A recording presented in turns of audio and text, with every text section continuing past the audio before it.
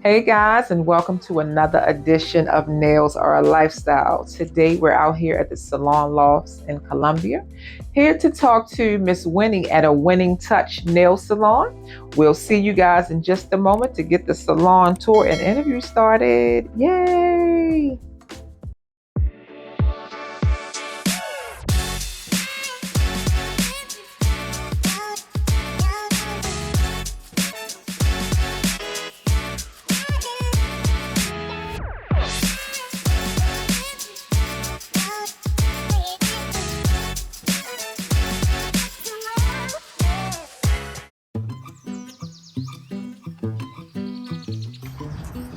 Hi! Hey, Miss Winnie! Welcome to A Winning Touch. Come follow me. Yes, come on, you guys. It's cold outside today. Thank you, thank you, You're thank welcome. you. Oh, it's beautiful in here. So there are about 15 suites in here. There's esthetician, there's laser, there's hair, massage. And this this is like a guide for the clients when they come in, so that they can see which loft they're going to.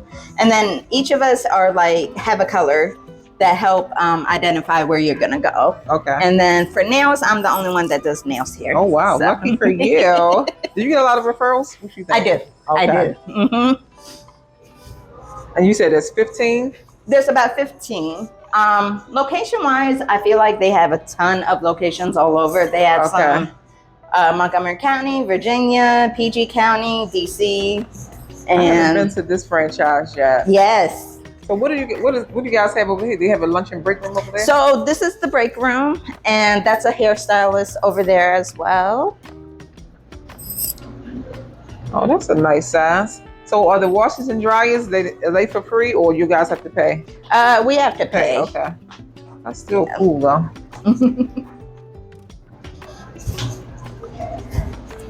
Yeah, the other Columbia location, I believe there's 2 nail techs there. The other locations, I'm not 100% sure if there's nail techs in there, but with this one, I'm the only nail tech, and this is my. Are all the suites full?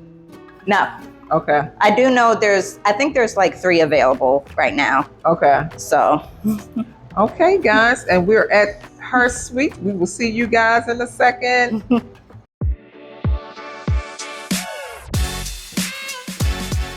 Hey guys, we just finished up with the tour and we're inside of a Winning Touch here with Miss Winnie for her interview.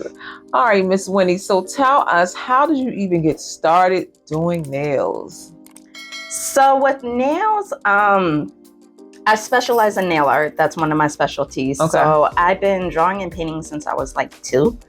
And when I was 6 or 7 years old, my mom, she gave me this nail art book.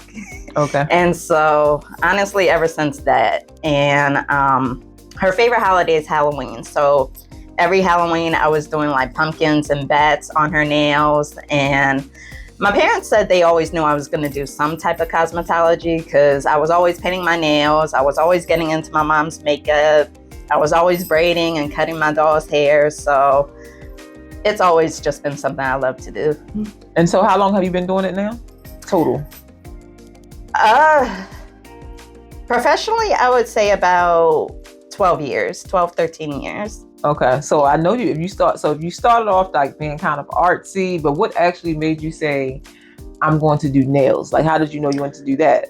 So I went to college for graphic design. Okay. And that wasn't really working out. So I always wanted to do some type of cosmetology.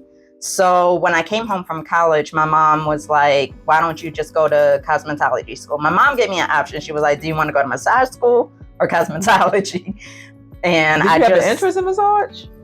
I give good hand massages Okay. and stuff. Everybody says that. So they were just like, I always get asked that. They're like, have you been to like a massage school or something? I'm like, no. But that was like an option. My mom suggested that, but I decided to do nails because I loved, watching nails, nail art, all of that type of stuff. So. Are you from Maryland? I grew up in Silver Spring, Okay. downtown Silver Spring. And then my family and I, we moved out to Laurel in 2015. Okay, gotcha. And then I was in LA for about 6 years, and then I came back in 2023. Did you do nails in LA at all? I did. So what's the difference, like experience wise? Like, what do you think the difference is between LA and Maryland as far as when you're a nail tech? So at that time,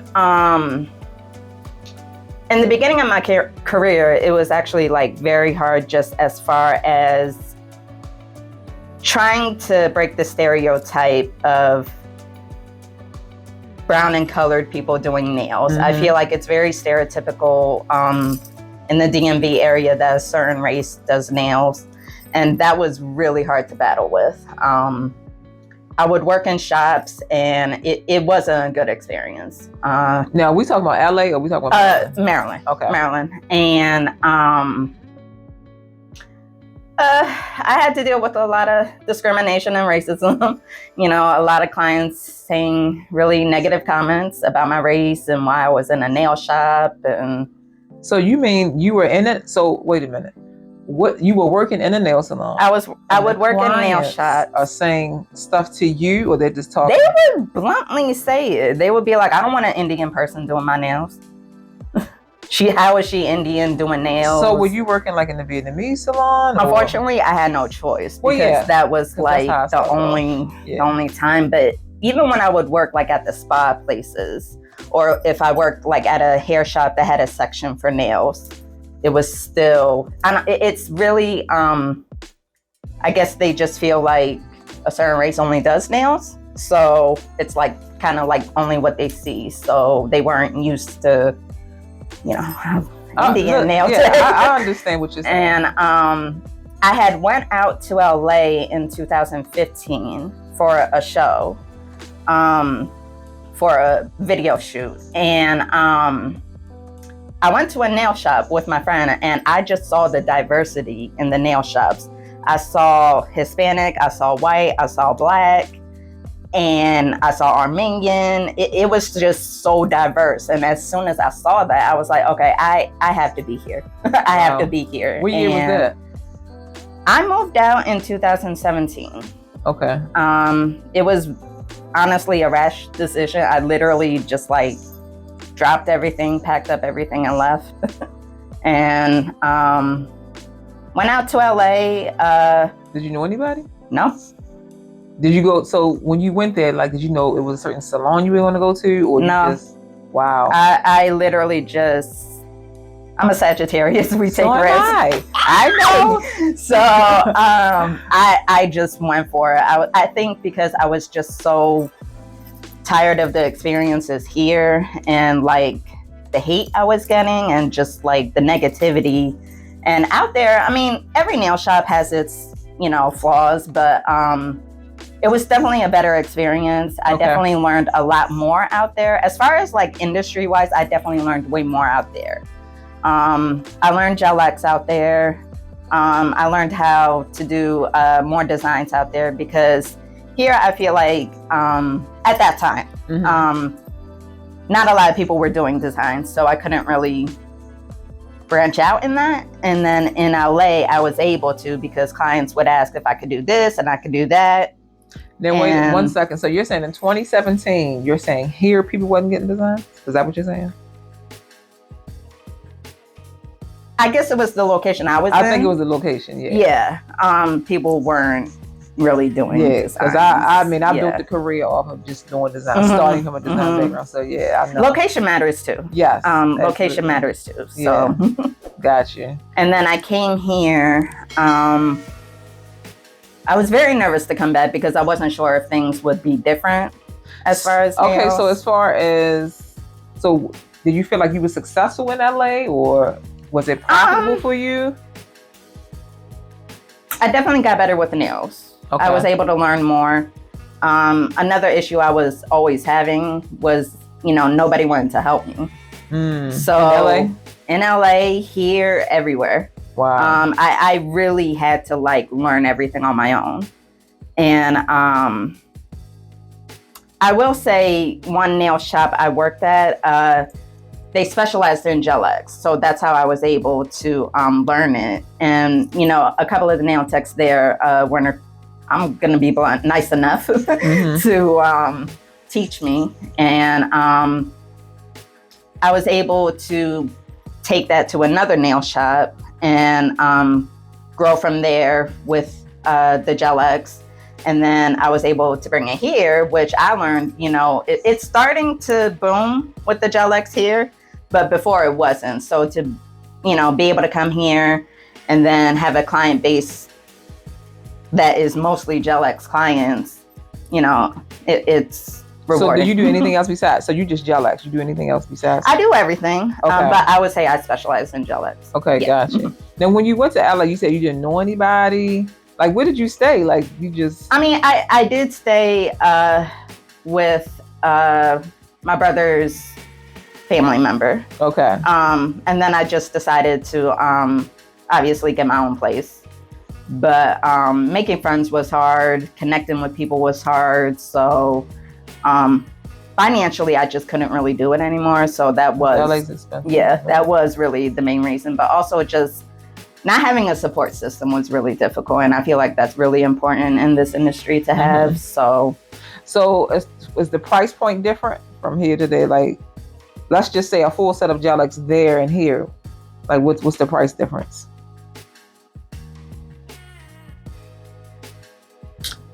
I feel like it's about the same. Oh, really? But I've noticed a lot of like private nail techs charge more than the shops.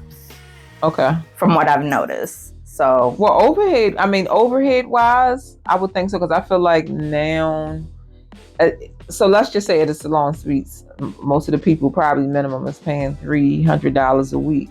And so that's supposed to cover everything from in here and your lifestyle at home. So you really don't really have a choice.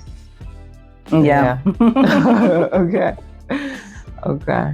And so what do you think? Okay, so what year did you come back to Maryland? I believe it was 2023. I came back. Oh, so you went through really COVID in LA. Yeah. What was that experience like? Oh my God. A little traumatizing because, you know, in this field, your income is based on clientele. Right. And when you're on your own financially, it's like, you're going to go into panic mode. And that's exactly what happened with me. Obviously, the first shutdown, I didn't even do like mobile services, even though I did know like some nail techs were still doing like mobile services, even though you weren't supposed to. But, you know, when I heard like State Board was going to threaten to take your license, I was like, oh, absolutely not. Like, I'm not risking anything. So the first time it shut down, I didn't do nails. But the second time, the shop that I worked for was offering to do like mobile services and stuff. So that's what I ended up doing because I just couldn't afford to like. So what type of salons were they like traditional salons? Like who owned the salons? A lot of Armenians and Persians own nail shops in LA. There were a few Black owned nail shops as well. What about the Vietnamese? There's those as well. Okay. I think it also depends like where you go as well, what location as well. But I would say it's kind of like a mixture of everywhere. So then when you came back in 2023, like you started your clientele all over again? I had to, yeah. Okay. So did you come here or where did you go? No, I had found a nail shop and they needed someone for gel X. Okay. And that shop was pretty diverse. So I was scared at first to like just come back because I wasn't sure like what my experience would be. But when I saw the diversity, I was like, okay, I should be fine. And, you know, because clients already had seen it, I was like, okay, they know it's a diverse shop. So I'm gonna give it a try. And with me being the only one doing gel X, that actually helped me grow my client base. And then, you know, anytime I had an acrylic client, I would like transfer them into gel X. So that also helped. And then a lot of my clients have said like they had kept trying to find someone that could do gel X and designs. So I definitely will say like being able to do super intricate designs definitely grew coming here. I would say 95% of my client base does designs and super intricate designs. Okay. So the fact that I can do that and experience it and get better at it just through that, like I would even sometimes lie to the client in the beginning. I was like, yeah, I can do that. And they would be like, okay. And I'm like, low key, I couldn't, but I wanted to push myself, you know? You have to have confidence too in yourself. So it's like, I was like, I can do this and I'm gonna do it. And I was able to like get better at it. So because I definitely, that's what we're selling. Like you can get your nails done anywhere. Like people are really just coming for you. So yeah. You definitely gotta have confidence and good customer service. I feel like that's the most important. In my personal opinion, I feel like customer service comes first before being a nail tech. It does. So, you know. It does, because they'll stick with you until you get it right if you have great customer service. One of my girlfriends, we were just talking about like it's like we're trying to find someone consistent to do our hair, and it's just after you get your hair done twice, it's just like they just start falling off and they're burnt out. It's just the consistency just goes out the window. And I'm just like, with these prices, like we're not asking for any discounts. Can we just get our hair done? Can you do what you say you're gonna do? Like, my God, even to buy a wig. Yeah. Can someone help me? Well, there's definitely amazing people here. My girl Chanel in the front, she's amazing. So. Okay, we'll have to have a conversation about Miss Chanel. Okay, and so you said you went to that. So how long did you stay at the salon when you came back? The one in Maryland in 2023. How long did you stay there? Until you? I would say a year and a half. So I got the suite in July. So I was there for about a year and a half. And this suite, or you were somewhere else? This your first suite? This is my first suite. I was only in one shop before I came here. I guess it's the Sagittarius in me. I just make rash decisions. So do I. That's how I work. I just felt like it was time for me to have my own. I've always wanted like my own space where, you know, it can be a more private and luxury experience for my clients. And then I also love doing pedicures. So being able to do like spa pedicures and stuff is something I've always like wanted. So I was like, either I take a risk and make it work, or because it was the option of maybe switching career fields, which I didn't want to do. So what would you think? I don't know. I don't know. Because I definitely did not want to go to a Vietnamese shop. Gotcha. And I don't really know any other nail shops like close to my area that are diverse. So I was like, you know what? I'm just going to take the risk, get a suite. If my clients follow, they follow. If they don't, I'll just start over and make it work. And it's been working out ever since. So I'm really happy. I'm happy for you. Thank you. So what, it's been 2 years? 2.5? How long you been here? Since last July. Okay. Yeah. Okay. Yeah, last July. So since you came, do we want to take it from LA? So what hardship do you think was something that you felt like, you know what, I just don't even want to do nails anymore? Like had you on the edge of, I don't know about this. Can you remember a time? I feel like as you get older and having an income that's solely based on clientele, it can become stressful. And when you're on your own financially, that makes it even more stressful. You know, I do pay all of my bills on my own. And, you know, the older you get, it's kind of like, okay, you need something more stable, or like, should I switch fields type of thing? Because, you know, I think a lot of young nail techs fail to understand, like, there's no benefits in this field. There's no like health coverage. There's no like retirement. There's no maternity leave. Like you have to come out of pocket literally for everything. Yeah. And I'm just speaking for me. I can't really speak for anyone else, but I do feel like that I'm the type I worry a lot too. So it's like, it's just one of those things where it's like, am I going to be okay later on, you know, type of thing. Gotcha. So, but I feel like I love nails too much that I don't want to stop doing it. Yeah, I don't think you should. So I Yeah. feel like I've been doing nails for going on 22 years now. Mhm. So there's nails and then there's the business of nails. Mhm. So I would definitely tell, like, because I know we just talking about, like, there are so many new nail techs that's come about since COVID. Like, doing nails is great, guys. It is. It is. A lot of, like, you can definitely make a lot of money, but just like any business, you have to treat it Yeah.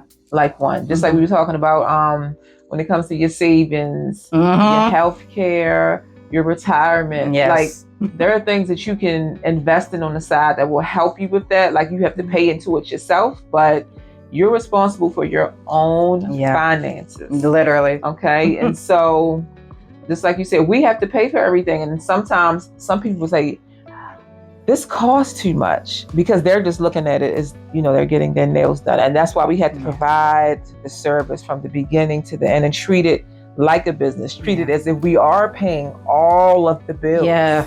Everything. You have to treat it like a company, whether you're just alone or by yourself. But I understand about that, that you worry a lot, because, Sagittarius, we always, I want to do this, I want to do that. Like, this is the way that we are. And now that I've gotten older, I've calmed down. I have calmed down. But I kind of take a more calculated risk. Nowadays. I do. What do you see yourself in 5 years as far as in the industry? What do you think you're going to be doing? So I'm very big into mental health and suicide awareness. Okay. So I really want to branch more into that, but also just kind of like talking about how the industry can like affect your mental health as well. I do have a podcast where I just kind of talk about everything. I definitely do want to get into like teaching. I want to definitely do more with like photo shoots, events, that type of stuff. Okay. So. All right. I was getting ready to ask you something. How do you feel? So what was your first thought when you heard about the Nail Excellence Awards? What did you feel? I was so excited. Because I was like, it's about damn time we get some type of recognition or something, because I feel like, there isn't really any platform that like, not on that level. Yeah, no. Not so like I was super excited. I was like, it's about time. Yeah. And I think the timing is good, because, like I said, I feel like the amount of nail techs have doubled and tripled since COVID. It has. It really has. I mean, your whole feed now is just, they're everywhere. Literally. They're everywhere. And I think like this is just going to level up the nail industry in a whole now. I definitely do. So let me get to your rapid fire questions. Okay. So what do you prefer, long nails or short for the clients? Long. Okay, so I know that you do design. So what would be like your favorite color palette when you're doing designs? Do you have one? All of them. When I say I go in on designs, it's a lot of colors. It's a lot of abstract. It's a lot of art. Okay. So it's hard to decide what color, but I would just say a lot. Gotcha. Do you remember like your best client experience, like one of those experiences that just made you feel like, I just love doing nails? Like it just made you feel like you're in the right field? I think when clients come in trusting you and then coming back, but also just feeling like they have a safe space. And kind of going back into like the mental health aspect, it's like, you never know what people are going through, especially nowadays. And to be able to provide a safe space for clients, and because, sometimes you'll have clients that like, they don't care how you do your nails, but like, if you just make them feel a certain way, it's like, that's everything to them. Yeah. And so to be able to like help my clients get through the day, or just take everything away from them for like 2 hours, that is everything. And I constantly have clients say how better they feel after leaving or after getting a nail experience or getting their nails done. So I think that really pushes me to like want to keep doing this and making them happy. Yeah. Yeah. So do you think you ever had like what was your worst client experience? Did you ever have anybody that was just I just can't do their nails anymore?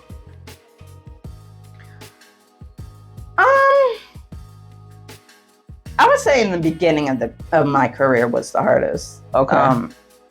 Again, just kind of going back to like dealing with the whole like, why do you have an Indian nail tech in here type of thing? Like I would say that was like the worst that I had to deal with. I can imagine. Yeah. So I know that you are a nail art girl. So what do you feel like is your favorite trending nail designs right now? Your favorite trending nail design?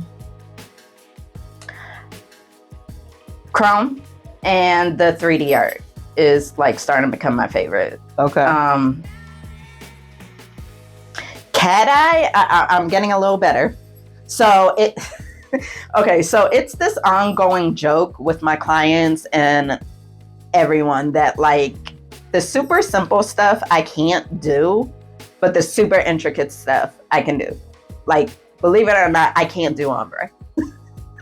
I can't do ombre. So I can do what technique are you using for ombre? Like, is it the powder, the airbrush? Is it the pigment? I don't have the patience for the airbrush. Now, okay, I do ombre with the pigments, but like acrylic, I can't get it.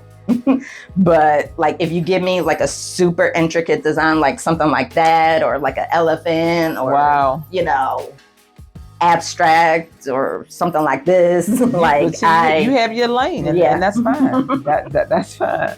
What do you feel like is the worst nail trend right now? Duck nails.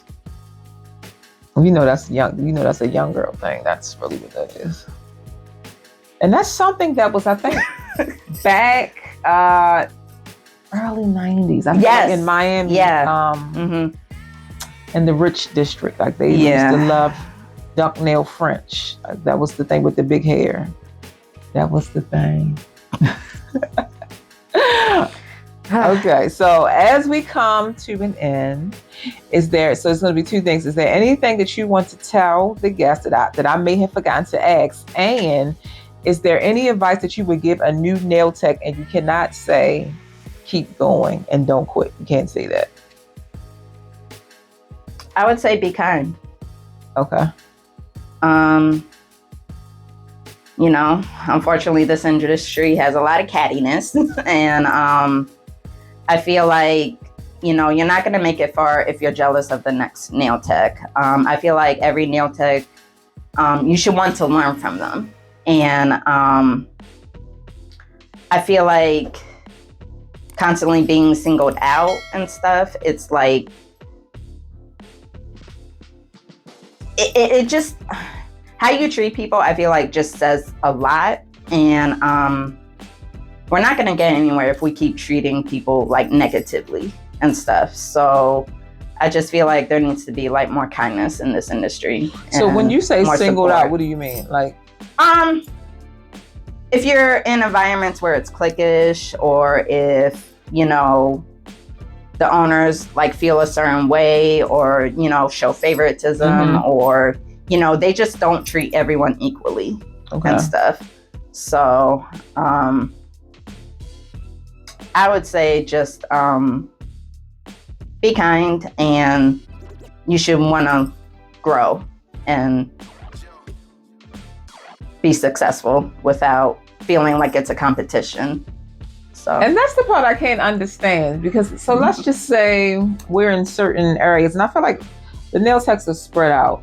So guys, say like if I have 50 clients, your state probably has more than 20, 30,000 people.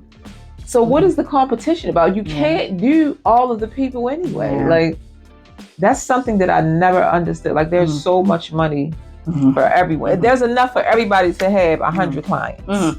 And if you don't know how to do something, don't be afraid to ask. I'm not scared to ask another nail tech for help, even if they just started, because if I see that they specialize in something and I can't do it, I'm going to ask them. Absolutely. And that's also another thing. A lot of nail techs don't want to help other nail techs, I feel like. Yeah. And that's also like, an issue that I Yeah. feel like we battle with in this And I field. feel like even if you charge for it, I mean, just if somebody's asking a question, can you just reply? Can you just say Yeah. something? Some people just keep you on, like they read it and they just feel like they're up here because they have this many clients and they've been doing nails for so long. I'm just like, it's not that serious. If you can't do it, just say you can't do it. Or if there's a price attached, just say what the price is. Because even before social media, like I've been doing nails for so long, like we had no choice but to get on the airplane and go to classes. One of my other good nail tech friends, and this is just what we did, and this is why I've been able to stay in the industry for so long, because I always just invested in my craft, trying to learn more, even before Instagram, TikTok, YouTube. This is just what we did. Yeah. But thank you guys. We hope that you enjoyed this interview with Miss Winnie here, and we will see you guys next week with another edition of Nails Are a Lifestyle. Miss Winnie, give me a hug. Thank you so much for having me.